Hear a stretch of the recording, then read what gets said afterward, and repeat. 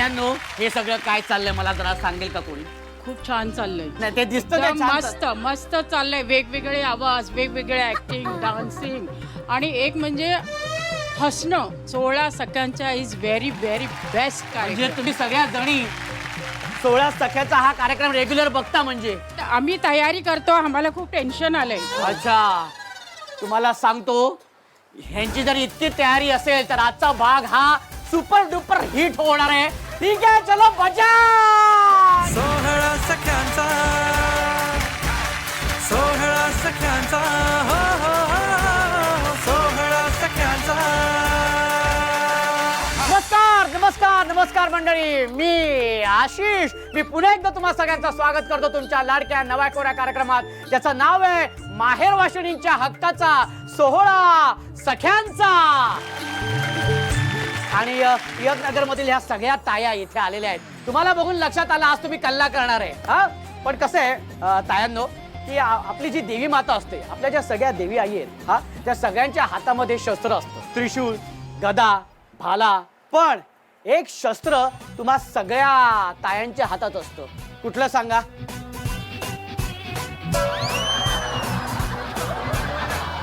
भाई ह्या शस्त्राने तुम्हा सगळ्या तायांच्या दिवसाची सुरुवात होते.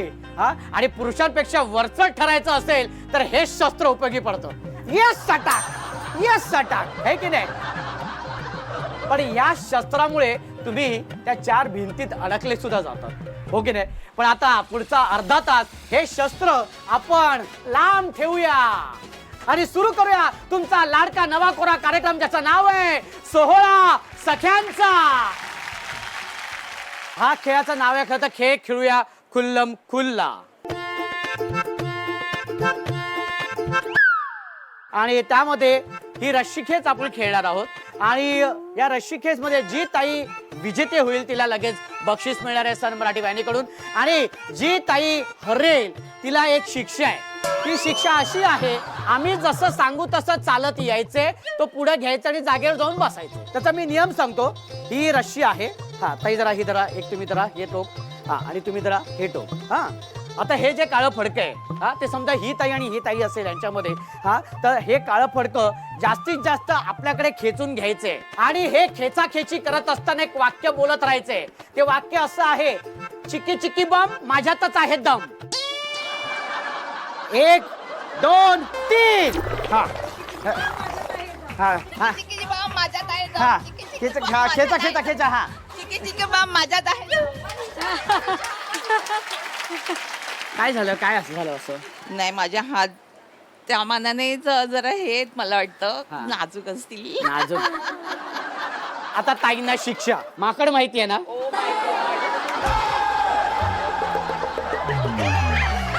माकडासारखं यायचंय तर बिस्किटचा पुढे घ्यायचा आणि जागेवर जाऊन बसायचं. हा हा, रेडी. हा,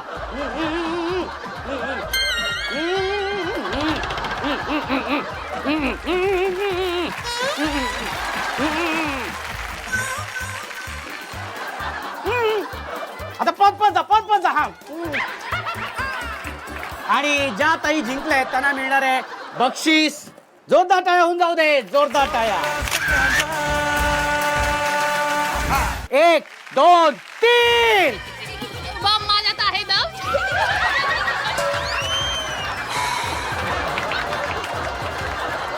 भेटायचं होतं तिला. भेटायचं होतं हे असं अशा पद्धतीने. जोरदार टाळ्या. पण आता आपली पनिशमेंट, आपली शिक्षा. कोंबडा जसा येतो तसं करत करत हा बिस्किटचा पुडा घ्यायचा आणि तिथे जाऊन बसायचे. तसंच जायचं तिकडे. हा लवकर. ताई खूप खूप अभिनंदन, तुम्हाला मिळतंय हे बक्षीस. हा, आणि आता तुम्ही पण असंच जायचंय कॉक कॉक कॉक कॉक करत. हा, रेडी. कॉक कॉक कॉक कॉक कॉक कॉक. आणि आता शेवटची जोडी बघूया आता कुठली ताई होते विजेती. रेडी. 1 2 3. हा, चिकी बम माझ्यात आहे. चिकी बॉम्ब माझ्यात आहे. काय झालं पण ताई? काही नाही, जास्त दम काढला त्यांनी. या तिथे या आणि तिथून तुम्ही यायचं आहे. हा, नागिण. हे बघा, नागिणी सोपी आहे. मी पुंगी वाजवतो ना इथे. हा चलो रेडी चलो या.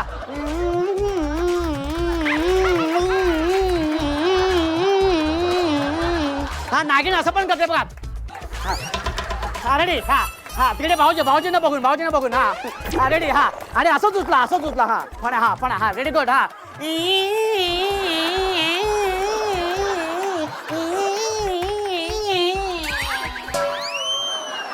ताई खूप खूप अभिनंदन. तुम्हाला मिळते सन मराठी वाहिनीकडून ही भेट वस्तू.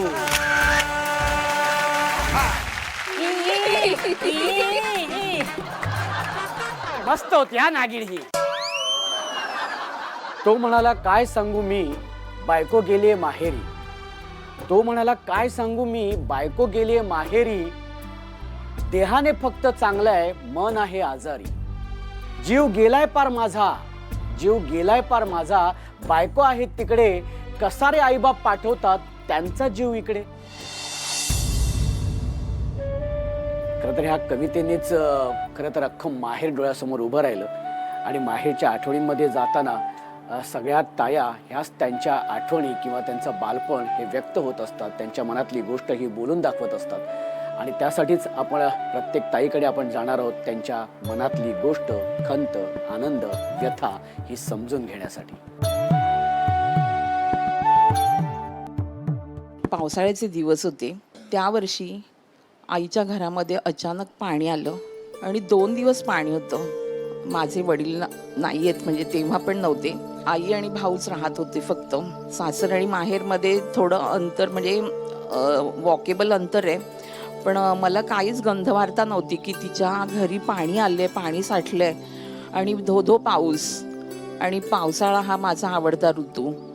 कारण मी आणि मिस्टर दोघे पण आम्ही रजा काढून फिरायला जायचो पावसामध्ये.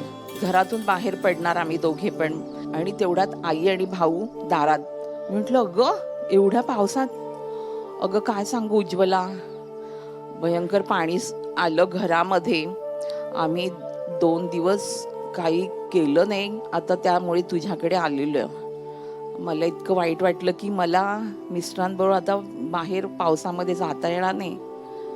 आईला म्हटलं ग हे कपडे वगैरे बदला तुम्ही, आम्ही आता फिरायला चाललोय. तर तू हा रवा कर. आणि भाऊ पण असा केविलवाणा माझ्याकडे बघतोय की ताई का चालली, आम्ही आलोय एवढे भिजलेले आणि ताई चालली आहे.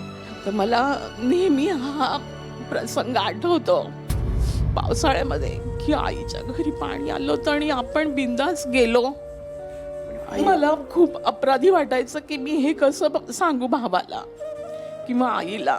मला अपराधी वाटायचं. पण आज सन मराठी चॅनलमुळे मला ही संधी मिळाली की मी आई स्वर्गवासी आहे. आईची आणि भावाची मी जाहीरपणे माफी मागते. आईला मी ही गोष्ट कधीच सांगितली नाही, म्हणजे माझी डेअरिंगच झाली नाही की आईला तुम्हाला मोठ्या मनाने माफ केलं असेल. कारण तिला कळलं असेल की तुम्हाला काहीच कल्पना नव्हती. आणि आज ती खुश असेल, आनंदात असेल आज तुमचा संसार तुमच्याकडे बघून. वर्षापूर्वी माझे बाबा पहिला गेले, मग आई गेली आणि आमचा एकुलता एक भाऊ पण गेला.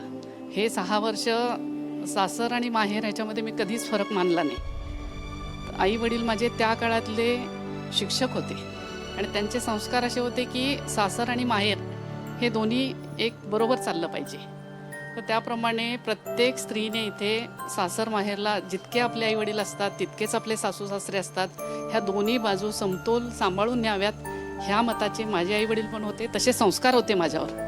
त्यामुळे माझ्या घरच्यांनी पण मला खूप सपोर्ट केला, सासरच्या माणसांनी सपोर्ट केला. आणि त्यांच्या आजारपणात पूर्णपणे आम्ही चेंबूर पूर्ण सोडून 6 वर्ष माझ्या आईवडिलांची सेवा करण्यासाठी पूर्ण कुटुंब तिकडे गेलो. त्याच्यानंतर एका पाठोपाठ सगळे गेले, पण खूप समाधानाने गेले. सासरी नांदताना लक्षात ठेवावी, जेव्हा आपल्या आईवडिलांना गरज असेल त्यावेळेला प्रत्येक स्त्रीने उभं राहावं. ती सासरी जरी असली तरी सासरच्या माणसांना कन्व्हिन्स करून तिने हे करावं या मताची मी आहे. आम्ही 5 भावंड आहोत. आम्ही 3 बहिणी आहोत आणि 2 भाऊ आहोत. माझ्या वडिलांनी आमच्या तिघींनाही खूप शिकवलं आणि तिघींना पण डॉक्टर केलेलं आहे. पण हे जे डॉक्टर होईपर्यंत जो माझ्या आईवडिलांना जो त्रास झाला आमच्या सर्व नातेवाईकांचा, की काय तू मुलींना शिकवतोस, मुली तर दुसऱ्याच्याच घरी जातात, त्यांना कशाला एवढं शिकवायचं, कशाला त्यांच्यावरती एवढे पैसे खर्च करायचे. मला दुसऱ्याच्या अजूनही हा विचार केला जातोय. हो, माझ्या वडिलांचं मत असं होतं की नाही, माझ्या मुली आहेत ना, की उद्या त्यांच्या आयुष्यात काही दुःखद वाईट काही प्रसंग येईल ना, पण त्यांच्यावर अशी वेळ यायला नको की त्यांनी दुसऱ्याच्या घरी जाऊन भांडी घासावी किंवा दुसऱ्याच्या शेतात जाऊन कामं करावी. असं नाही, त्यांनी स्वतःच्या पायावर उभा राहिलं पाहिजे आणि स्वतःचं निर्वाह स्वतःच्या मुलांना जगवलं पाहिजे, तेही चांगल्या पद्धतीने. माहेर म्हटलं की सगळ्यात पहिला नजरेसमोर आपली आई येते. नक्कीच. माझी आई अशिक्षित, ती अशिक्षित असताना सुद्धा जेव्हा शिक्षणाची वेळ आली तेव्हा असं होतं की बस झालं, आता 10वीच्या नंतर पुढे नाही, लगेच लग्न झालं पाहिजे. परंतु माझ्या आईला असं वाटायचं नाही माझ्या मुलीने शिकायला हवं. घरात वडील विरोध करायचे, कारण मी ह्या वस्तीत जिथे राहत होती येणाऱ्या जाणाऱ्यांची जो मॉब होता तो फार चुकीचा होता. त्यामुळे 180 स्क्वेअर फीटच्या घरातच आतमध्ये मुलींनी राहायचं, दारात उभं राहणं पण गुन्हा होता. म्हणजे मला हे सांगायचे, जी बाई अशिक्षित होती पण तिला असं वाटायचं नाही आपल्या मुलींनी शिकलं पाहिजे. आणि ह्या शिक्षणाच्या याच्यासाठी मी 13वीचं ॲडमिशन घ्यायला सोमयाला 5 वाजतापासून आम्ही गेलो होतो. आणि विषय असा की 9 वाजतेपर्यंत आता लाईन आली आणि मी 4थ्या-5व्याच रांगेत उभी आहे. अशा वेळी माझे वडील येत आहेत सायकलवर आणि मला इतके जोरात ओरडताय, शिकून कुठे चालली आहेस ताई, तुझ्या आईचं ऑपरेशन झालं आणि ती तशा कंडिशनमध्ये कपडे धुवायला बसली. आणि मला ते इतकं इन्सल्ट फील झालं आणि मी तशीच फाईल सर्टिफिकेटची फाईल फेकली आणि तशीच घरी आली आणि आईकडे येऊन रडली, अगं तू कपडे धुवायला नसती बसलीस तर माझं ॲडमिशन झालं असतं. नाही, तिला ते इतकं गिल्ट झालं आणि मी 1 महिना फक्त काम करायची, मी कुणाशीच बोलत नव्हती, कामासाठी पाहिजे ना, मी काम करेन. तिला ते इतकं वाईट वाटलं की तिने मला नाईट कॉलेज रुपारेल कॉलेजमध्ये ॲडमिशन घ्यायला प्रोत्साहन दिलं. आता माझ्या आईला जाऊन 1 महिना झाला आहे. हॉस्पिटलमध्ये ती जेव्हा ICUमध्ये गेली आणि मी तिला बोलली, आई मी आली आहे, तिने शेवटचा श्वास घेतला आणि मशीन बंद पडली. म्हणजे ती शेवटपर्यंत माझी एक अपेक्षा करत होती. मी एकच सांगेन, आई तू जिथे आहेस तिथे इथली चिंता करू नको. माझे वडील आता 82 आहेत, आम्ही नक्की त्यांचे भावंड सगळे काळजी घेऊ.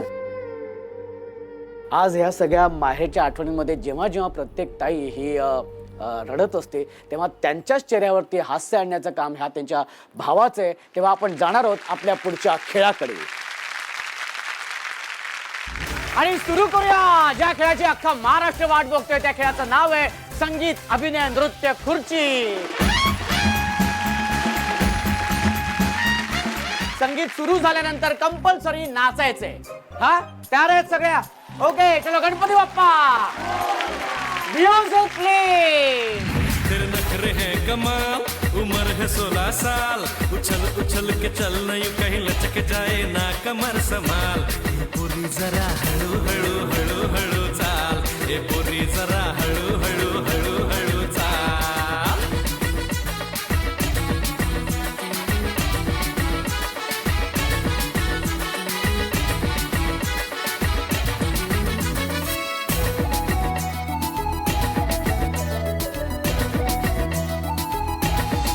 चलते चलते रुकती है या रुकते रुकते चलती है तू. चलते चलते रुकती है या रुकते रुकते चलती है तू. रुकती है तो रुकती है पर काय को यूं पलटती है तू. यायला तुझ्या मायला तेरे चाल का ये ताल है कमाल. हळू हळू हळू हळू चाल, ये बोली जरा हळू हळू हळू हळू चाल. लोक इथे अरे तिथे तुम्ही कुठे? तुम्ही नाही, लवकर. हा, आणि आता 4 खुर्च्यामध्ये आणि आता बघूया कुठली ताई पटकवते खुर्ची, पण त्यासाठी म्युझिक प्लीज.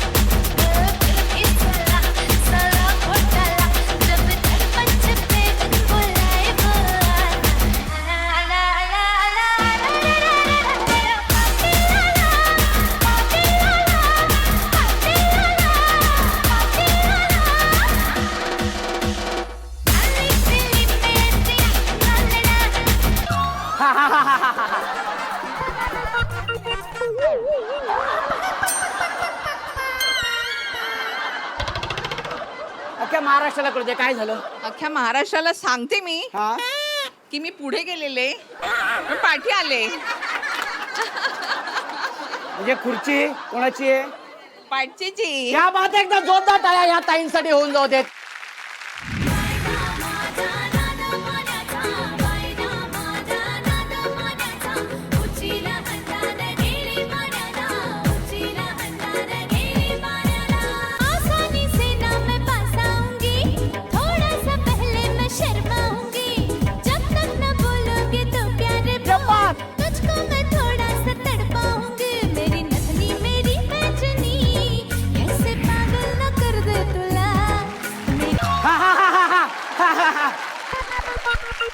आणि संगीत अभिनय नृत्य खुर्चीमध्ये ज्या ताई विजेता झालेल्या आहेत त्यांना मिळते सन मराठी वाहिनीकडून खास भेट वस्तू. कान पकडा व्यवस्थित, कान घट्ट पकडा असं समजा भाऊजी आहेत. हा आणि ह्या कपातून चहा आणि कॉफी भाऊजींना द्यायची आहे. त्यांना सांगायचे हा घ्या कप आणि बसा. हा 16 सख्यांच्या ह्या कार्यक्रमामध्ये जशा सगळ्या ताया ह्या धमाल मजा मस्ती करायला येतात, कल्ला करायला येतात, तसंच आवर्जून आम्हाला हे सांगतात की दादा आमचा एका व्यक्तीबरोबर अबोला आहे आणि तो आम्हाला दूर करायचा आहे. आज सुद्धा आपल्या सगळ्या ताईंमध्ये एक ताई अशी आहे की तिचा सुद्धा अबोला आहे. तो कोणाबरोबर आहे, कशासाठी आहे ते आपण त्या ताईंकडनंच जाणून घेऊया. आणि त्यासाठी मी ताईंना विनंती करतो की ताई तुम्ही इथे यायचंय. या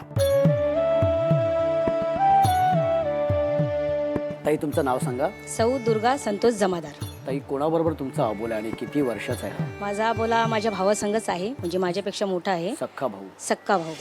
आणि त्याला आता झाले 8-9 वर्ष झाले. आम्ही 5 भावंड, 2 भाऊ आणि आम्ही 3 बहिणी आहोत. पण काय म्हणतात ना, छोट्या छोट्या कारणामुळे ना आपलं मन इडतं. मग ते छोट्या छोट्या कारणामुळे एवढा मोठा डोंगर झाला. तो आज 9-8 वर्षाचा गॅप पडला. त्याला बघितलं का असं वाटतं त्याच्या संग बोलूशी, पण तो नाही बोलत. दुसऱ्या बहिणींना तो ओवाळतो, ओवाळणी घालतो, परत त्यांच्याकडून राख्या बांधून घेतो, माझ्याकडून घेत नाही. त्याचं मला खूप वाईट वाटतं. तो जर आता हे कार्यक्रम बघत असेल ना, ते त्याला एवढंच सांगते की बहीण आहे ना, ही बायकोपेक्षा, इतर नातेवाईकांपेक्षा, भावंडापेक्षा बहीण ही दुसरी आई असते रे. वर्षातून 2 सण येतात, भाऊबीज आणि ओवाळणी, तेव्हा तिचा अंत दाटून येतो रे. कधीतरी वळून बघ. आणि बहिणीला काही नको असतं रे, कारण ती तिच्या संसारात रमलेली असते. फक्त भाऊ म्हणून एक माझ्या मागं कोणीतरी आहे असं तिला वाटत असतं. हे तुला कधी कळेल ना याची मला माहिती नाहीये, पण जेव्हा कळेल ही तुझी बहीण वाट बघत बसेल. आणि भाऊबीज आणि रक्षाबंधन ह्याची तुला जाणीव व्हावी, माझी हीच इच्छा आहे. बहिणीला कधीच येणं वाटत नाही की भावाची इस्टेक भेटावी, त्याचं घर भेटावं, त्याचा पैसा भेटावा. कधीच बहीण मागत नाही. बहीण फक्त मागती माझा भाऊ सगळ्यात मोठा व्हावा. नवऱ्याचे जर पुढं बघायचं म्हटलं ना, फक्त भाऊ आहे ना तो आपला पुढं जावा अशीच बहिणीला वाटतं रे.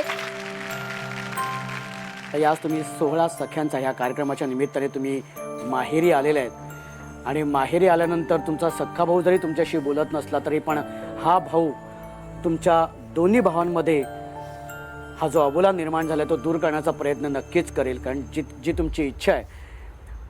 त्यामुळे मी तुमच्या वतीने सुद्धा मी पुन्हा एकदा भावाला सांगेल तुमच्या की दादा, आज ज्या पोटतिडकीने ताई तुमच्याशी बोलली, हा जो 8-9 वर्षाचा अबोला आहे तो खूपच त्रासदायक आहे आणि तिला तेवढा तो त्रास होतोय. तर मी तुला पुन्हा एकदा विनंती करीन की दादा, ताई तर सगळ्यांसमोर बोललेली आहे की तू फोन कर, काय चुकलं माकलं असेल तर आपण समोरासमोर येऊ, बोलू. तर तू पण तसाच प्रयत्न कर, ये, एक पाऊल पुढे घे, गैरसमज दूर कर आणि ताईला येऊन घट्ट मिठी मार. सगळ्या गोष्टी आपोआप सगळ्या बाजूला सरतील.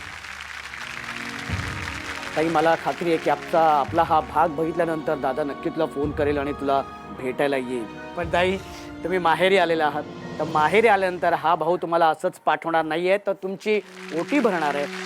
संसारात रमले मी तरी माहेर आठवते, मनाला पाखरा संग ओटी भराया पाठवते. माया पित्याच्या ओढीनं लागे पदर आपणीला, माहेराने साठी निरोप भाव खरंच खूप मजा आली आणि असं वाटतं की इथून जाऊ नये, हा भाग इथेच थांबू नये, पण आपल्याला थांबावं लागणार आहे कारण वेळ झालेली आहे संध्याकाळची, दिवे लावायची वेळ झालेली आहे आणि आता तर सन मराठी वाहिनीवरील तुमच्या आवडत्या मालिका पाहण्याची सुद्धा वेळ झालेली आहे. तेव्हा दिवा लावूया देवापाशी, उजेड पडेल मग तुळशीपाशी, माझा नमस्कार सर्व देवांपाशी. तर भेटूया पुढच्या भागात अशीच धमाल मजा मस्ती करायला तुमच्या लाडक्या आणि नव्या कोऱ्या कार्यक्रमात, ज्याचं नाव आहे माहेर वाशिणींच्या हक्काचा सोहळा सख्यांचा.